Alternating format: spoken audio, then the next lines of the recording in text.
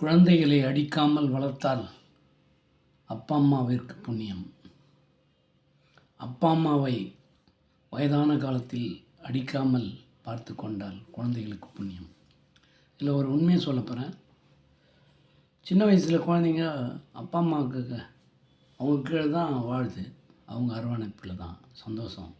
ஆனால் ஏதாவது ஒரு தப்புன்றது என்ன தப்பு செய்திருப்பது, குழந்தை போட்டு பட்டாலும் நடிச்சிடுறாங்க. அந்த மாதிரி அடிக்கும்போது அந்த குழந்தை என்ன சொல்லி அழுது தெரியுமா? மேன்னு அழும், இல்லை பேன்னு அழும். என்ன கடவுளை என்ன சொல்லி அழுது?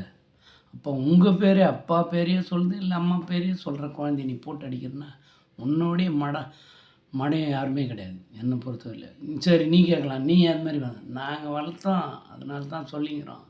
அடிக்காத வளர்த்துருக்குறோம். எவ்வளோ 25 வயசு வரலையும் 1 2 கிடையாது. அதனால்